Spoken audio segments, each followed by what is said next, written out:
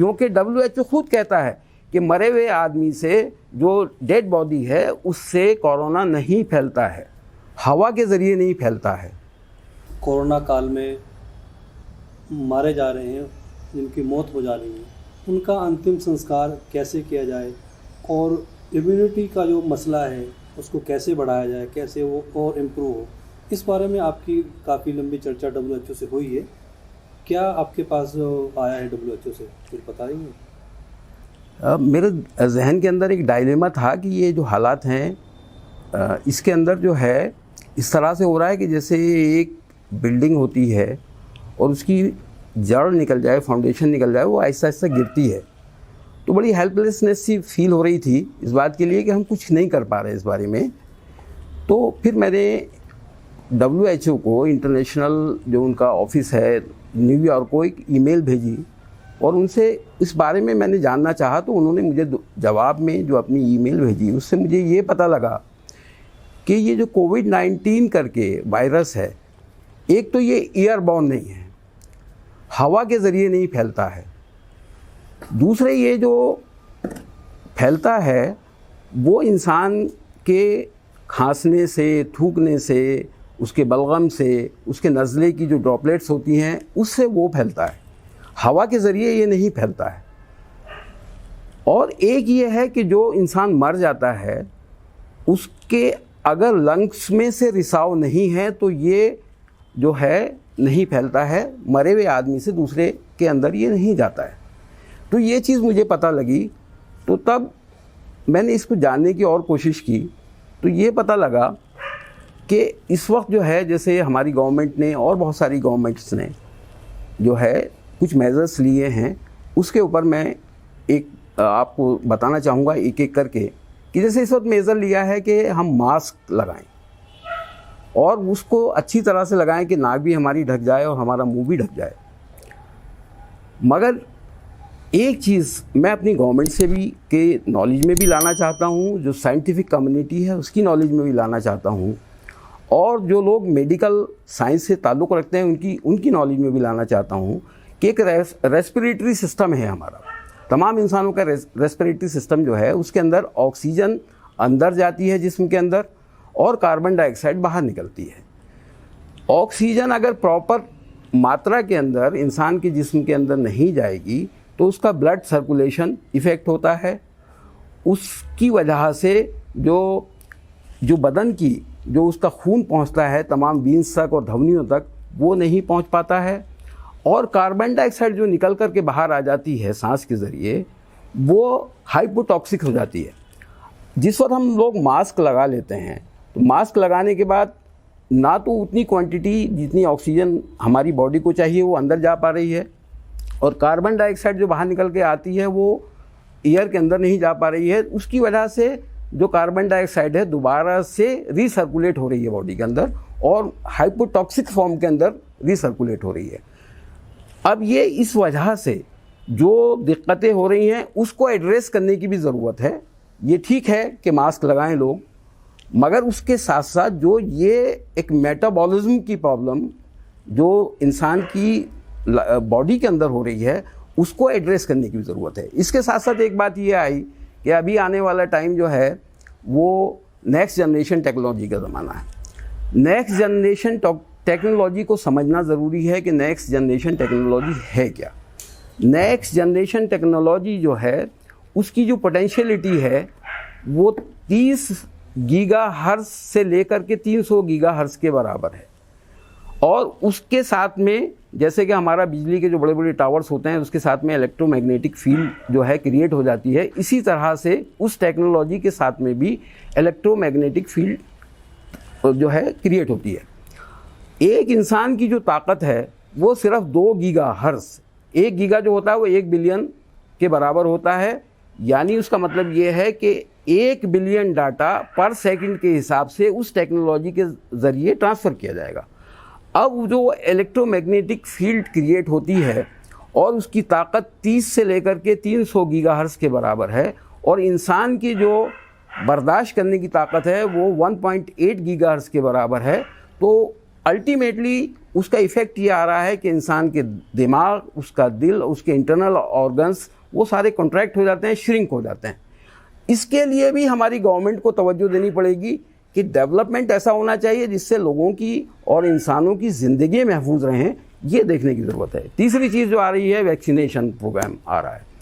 Vaccination programme आज से 10 साल पहले जब प्रेसिडेंट ओबामा अमेरिका के प्रेसिडेंट थे, तो उस वक्त में भी सार्स करके एक बीमारी आई थी और उसके लिए भी एक वैक्सीनेशन तैयार किया गया था जिसको H1 और N1 कहा जाता है। जब प्रेसिडेंट ओबामा ने अमेरिका के लोगों से ये कहा कि भाई देखिए, आप इसके अंदर ये वैक्सीनेशन प्रोग्राम चलाइए और अपने सब लोग इसका वैक्सीनेशन लगाइए, वरना 20% पॉपुलेशन अमेरिका की ख़त्म हो जाएगी। लोगों ने उस बात को रिफ्यूज़ कर दिया और उन्होंने वो वैक्सीनेशन नहीं लिया। उसका नतीजा ये हुआ कि आज तक भी 20% पॉपुलेशन अमेरिका की सही सलामत है और उसको कोई नुकसान नहीं पहुंचा है। इसी तरह का वैक्सीनेशन प्रोग्राम अब इस कोविड के लिए आ रहा है। बहुत तेज़ी के साथ कोशिश की जा रही है कि किसी सूरत से इसके बचाव की सूरत बने, मगर उस बचाव की सूरत के लिए वाकई वो ह्यूमन बॉडी के लिए जो इंसान का जिस्म है वो बर्दाश्त करने की, उस वैक्सीन को बर्दाश्त करने की क़ुव्वत है या नहीं है, ये देखने की ज़रूरत है। क्योंकि एक प्रोग्राम उसके साथ साथ ये भी चल रहा है कि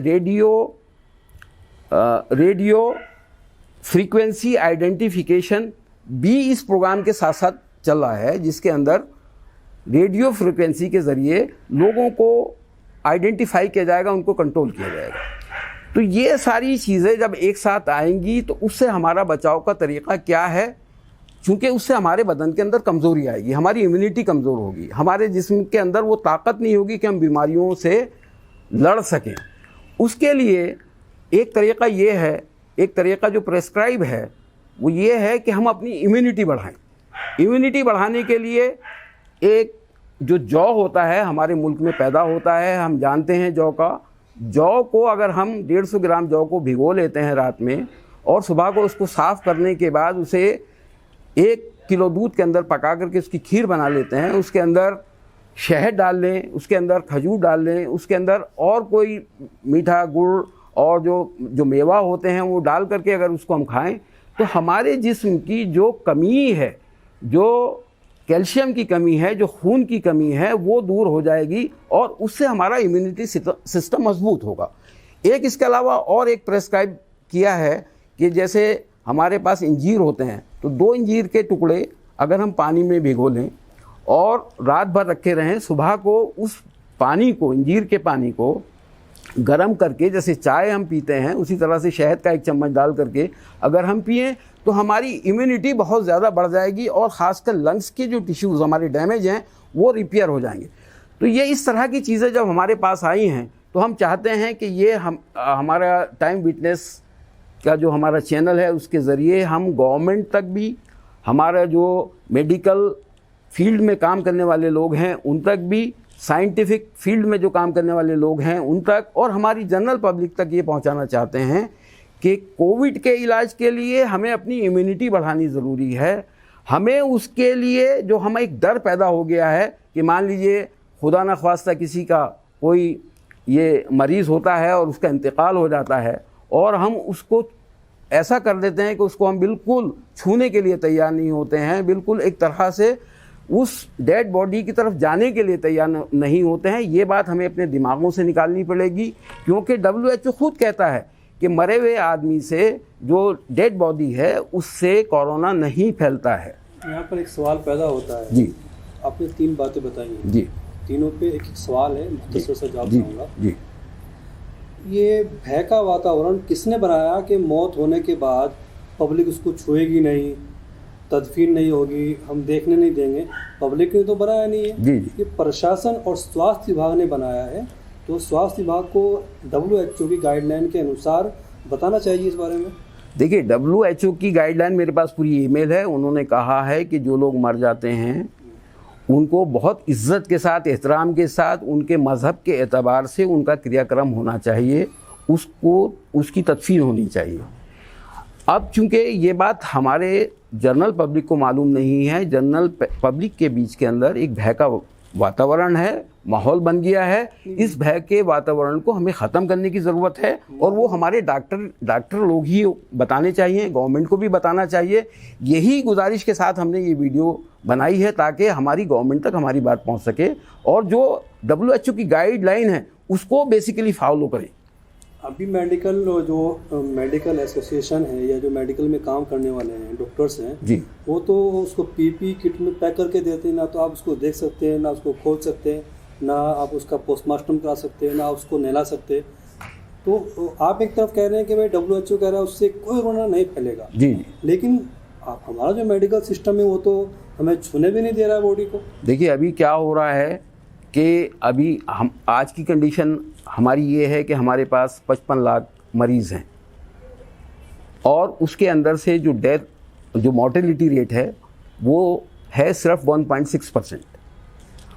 88,000 लोगों की अभी तक डेथ कंफर्म है और वो डेथ भी उस हालात के अंदर है कि जब तमाम और दूसरे मरीज़ों को भी कोविड के अंदर शामिल कर लिया गया है।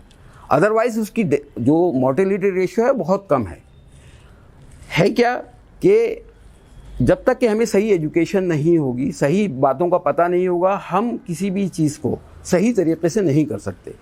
WHO की गाइडलाइन बिल्कुल क्लियर हैं कि जो इस बीमारी की वजह से मौत हो रही है। अच्छा, एक दूसरा और भी है, जब एक चीज़ एयरबॉर्न ही नहीं है, हवा से नहीं फैलती है, इंसान के टच होने से नहीं फैलती है, वो सिर्फ जो है इंसान के जो थूकने से, बलगम से, इस तरह की चीज़ों से, जो रेस्पिरेटरी प्रॉब्लम्स हैं उससे फैलती है। तो आप ये बताइए कि आप दिन के अंदर कितने लोगों से ऐसे मिलते हैं कि जो है इस तरह की रेस्पिरेटरी प्रॉब्लम से बीमार हैं? बहुत कम लोग हैं वो ऐसे इस तरह के। तो जब ये फैलती ही नहीं है और हवा के अंदर ये तहलील ही नहीं होती है तो फिर ये बीमारी हमारे पास एक दूसरे के साथ कैसे फैल सकती है? ये हमें समझने की ज़रूरत है और ये समझ करके हमें काम करने की ज़रूरत है। हमारी गवर्नमेंट को भी उस तरह से काम करने की ज़रूरत है। भाई गवर्नमेंट जो है अगर हमारे लोगों की, जो हमारे देश के लोग हैं, उनकी सेहत के लिए, उनकी जान को बचाने के लिए काम नहीं करेगी और सिर्फ एक भय का वातावरण पैदा करके और लोगों के अंदर एक भेदभाव और बिल्कुल उनके अंदर अनटचेबिलिटी पैदा कर देगी तो ये समाज कैसे चलेगा? इस समाज को हमें जोड़ने की ज़रूरत है, इस समाज के लिए काम करने की ज़रूरत है। ये हमारी गवर्नमेंट की भी जिम्मेदारी है, हमारी जो साइंटिफिक कम्युनिटी है उसकी भी जिम्मेदारी है, मेडिकल कम्युनिटी की भी जिम्मेदारी है और हमारी भी जिम्मेदारी है कि हम ये गलत चीज़ों को अपने जहन में से हटाएं और हम प्रॉपर तरीके से इसके बचाव की तदबीरें करें। ये मेरी आपसे गुजारिश है। एक आपने कहा कि मास्क लगाने से जो हम सांस लेते हैं हमें ऑक्सीजन की ज़रूरत होती है, पर्याप्त मात्रा में हमें ऑक्सीजन नहीं मिल पा रही जी। कार्बन डाइऑक्साइड जो हम छोड़ते हैं वापस हमारे फेफड़ों में जा रहा है जी। तो इसका मतलब ये हुआ कि हम मास्क का उपयोग कम करें। अगर मास्क का उपयोग कम करते हैं तो पिछले 3 महीने में उत्तराखंड गवर्नमेंट ने मास्क न पहनने वालों से 15 करोड़ रुपए का जुर्माना कल तक वसूल कर लिया है जी। तो अब WHO तो जो जैसे आप कह रहे हैं, WHO कह रहा है कि मास्क से आपका कार्बन डाइऑक्साइड वापस जा रहा है। नहीं, ये तो आप खुद लगा करके महसूस कीजिए, अच्छी तरह से अपनी नाक भी बंद कीजिए और मुंह भी बंद कीजिए, मास्क लगाइए और उसके बाद आधे घंटे के बाद कोई अगर काम करते हैं तो आप फील कीजिए कि आपके अंदर जो है फिटिगनेस आती है या नहीं आती है, आपका सांस जो है लेने में प्रॉब्लम होती है या नहीं होती है। तो ये हमारे कहने की बात नहीं है, जो लोग इस चीज़ के जो इस रूल को लागू करना चाहते हैं खुद महसूस करें इस बात के लिए कि भाई ये प्रॉब्लम है या नहीं है। सवाल तो यही है, एक तरफ WHO की गाइडलाइन के हिसाब से मास्क लगाने से या हम अनुभव कर रहे हैं नुकसान हो रहा है जी, दूसरी तरफ हमारी गवर्नमेंट मास्क ना लगाने के खिलाफ लोगों से जुर्माना वसूल कर रही है और 3 महीने में 15 करोड़ रुपए सिर्फ उत्तराखंड से वसूल कर चुकी है। देखिए गवर्नमेंट की तो सिर्फ एक ही मिशन है कि भाई हम किस तरह से जो है लोगों से जुर्माना वसूल करें। लोगों की प्रॉब्लम को भी तो देखना गवर्नमेंट का जिम्मेदारी है और वो खुद महसूस करें कि जो लोग ये जुर्माना वसूल कर रहे हैं वो ज़रा सा 1 घंटा मास्क लगा करके और काम करें, उनको खुद पता लगेगा कि हमें कितनी उसके अंदर से अनईजीनेस फील होती है। अगर उनको अनईजीनेस फील होती है तो अपनी आवाज़ तो उठाएं, क्योंकि वो तो इस पोजीशन के अंदर हैं कि इन कानूनों के अंदर तब्दीली कर सकते हैं, लोगों की जान बचा सकते हैं। अब मैक्सिमम केसेस जो आ रहे हैं वो सारे के सारे गवर्नमेंट की गाइडलाइन को फॉलो करने वाले लोग हैं। वो पूरी तरह से मास्क भी लगाते हैं, पूरी तरह से सोशल डिस्टेंसिंग भी करते हैं, मगर वो क्यों बीमार हो रहे हैं, वो क्यों पॉजिटिव आ रहे हैं? और एक आदमी जो एक झुग्गी के अंदर रहता है, दिन भर मजदूरी करता है वो जो है वो क्यों नहीं जो है बीमार हो रहा है, पॉजिटिव आ रहा है, उसकी इम्यूनिटी क्यों ज़्यादा है, तुम्हारी इम्यूनिटी क्यों कम हो रही है। वजह यही है कि जितनी ऑक्सीजन से आपके बदन को एनर्जी मिलनी है वो आपको नहीं मिल पा रही है, ये आपको समझने की ज़रूरत है। एक लाइन में मैं ये जानना चाहूँगा, क्या मास्क लगाने से आपको प्रॉपर ऑक्सीजन नहीं मिल पा रहा? नहीं मिलती है, वजह से आपको इम्यूनिटी कमज़ोर हो रही है और आप पॉजिटिव की तरफ बढ़ रहे हैं। बिल्कुल यही बात है, यही बात मैं कहना चाहता हूँ। इसके लिए हमारी गवर्नमेंट को, बल्कि गवर्नमेंट हमारी है, चाहे वो सेंट्रल गवर्नमेंट है, हमारे प्रधानमंत्री बैठे हैं, चाहे हमारे जो है राष्ट्रपति बैठे हैं, चाहे हमारे यहाँ पर चीफ मिनिस्टर साहब बैठे हैं, सबको ये गौर करना चाहिए, अपने ऊपर गौर करना चाहिए कि वाकई हम अनईजी फील करते हैं मास्क लगाने से, तो इस कानून के अंदर तब्दीली करनी चाहिए या कोई ऐसा तरीका बनाएंगे जिससे प्रॉपर तरीके से इंसान सांस ले सके और प्रॉपर तरीके से कार्बन डाइऑक्साइड जो बाहर निकलती है वो बाहर निकल जाए, वो दोबारा से बदन में ना जाए। जो WHO से आपने रिपोर्ट मांगी थी, क्या आप चाहेंगे वो गवर्नमेंट से साझा करें? ताकि बिल्कुल करेंगे, वो हमारे पास रिपोर्ट है, मेरे पास ईमेल है उनकी वहाँ से आई हुई, और वो मैंने ये लिखा है इस बात के लिए, मैं आपको बताता हूँ। मैंने लिखा कि भाई ये मुर्दों से जो है, जो आदमी डेड बॉडी है उससे बीमारी नहीं फैलती है। तो मेरे हाई कोर्ट के वकील साहब हैं एडवोकेट पीयूष कर, उन्होंने मुझसे पूछा आपके पास क्या एविडेंस है।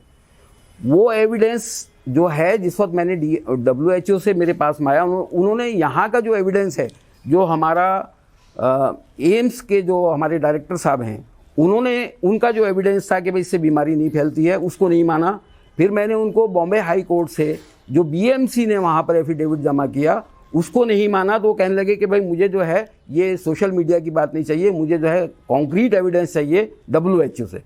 तब मैंने WHO को लिखा और WHO ने मुझे जवाब दिया, और उसके बाद उनकी जो PDF मेरे पास आई है वो मैंने उनको शेयर की, and he was completely agreed with that कि इससे फिर बीमारी नहीं फैलती है। ये मैंने उनको भेजा, एडवोकेट पीयूष शर्मा साहब जो हाई कोर्ट में नैनीताल में काम करते हैं। लेकिन अभी तक का जो अनुभव है वो WHO पर भी भरोसा नहीं किया जा सकता। कई मरतबा उन्होंने अपनी बात को पलटा भी है। देखिए क्या है कि ये नोबडी श्योर फॉर दैट कि ये बीमारी का हमारे पास क्या हल है। बीमारी है, उसका हल उनके पास नहीं है, इसलिए वो बार बार अपनी गाइडलाइंस को चेंज करते हैं। अभी लेटेस्ट गाइडलाइन है, शायद आपको मैं बताना चाहूँगा, वो लेटेस्ट गाइडलाइन ये है कि वो कहते हैं कि आप 2 बार फ्लोराइड जो होता है वो वाले पेस्ट से 2 बार ब्रश करें सुबह शाम। ओरल क्लिनिक की ज़रूरत नहीं है। तो अब ये उन्होंने अभी लेटेस्ट किया है, शायद 1-2 दिन पहले ही उनकी आई है वीडियो में, जो मेरे पास, चूँकि मैं उनके टच में रहता हूँ, वो आती है उनकी वीडियो। अब मसला ये है कि आप मान लीजिए जैसे हम लोग वज़ू करते हैं मिसाल के तौर के ऊपर, तो हम जब वज़ू करते हैं तो अपने हाथ भी धोते हैं। हाथ धोने के बाद हम कुल्ला करते हैं 3 बार, गले को गरारा करते हैं, साफ़ करते हैं। फिर नाक के अंदर ये जो हमारा ये हमारा सॉफ्ट पोर्शन है, इस तक पानी चढ़ाते हैं जिससे नाक की जो गंदगी है वो साफ़ हो जाए। फिर उसके बाद अच्छी तरह से हम अपना चेहरा धोते हैं। फिर उसके बाद जो है हम पूरे ये ऐसे हाथ धोते हैं। फिर उसके बाद अपने सर का मसाह करते हैं, कान साफ़ करते हैं, कान के पीछे से साफ़ करते हैं, गला साफ़ करते हैं, फिर अपने पैर धोते हैं। अगर हम ये मामूल जो है, जैसे हम 5 टाइम वज़ू करते हैं, और उसके अलावा भी हम लोगों ने इसका जो है हम लोगों को समझा रहे हैं कि भाई जिस वक्त भी आपकी वज़ू टूट जाए उसी वक्त दोबारा से आप वज़ू कर लें। ये सभी लोग अगर करें तो उनके अंदर उनकी पूरी की पूरी सारे दिन की जो गंदगी है वो साफ़ हो जाएगी, नाक की भी गंदगी साफ़ हो जाएगी, गले की भी गंदगी साफ़ हो जाएगी, और सबको उससे बचाव का एक मौका मिलेगा। तो ये एक तरीक़ा ये भी है कि हम अपनी साफ़ सफाई का ध्यान रखें, ये तरीक़ा है। और इसके अंदर जो है हम अपनी गवर्नमेंट से गुजारिश करते हैं कि इन बातों पर हमारी ध्यान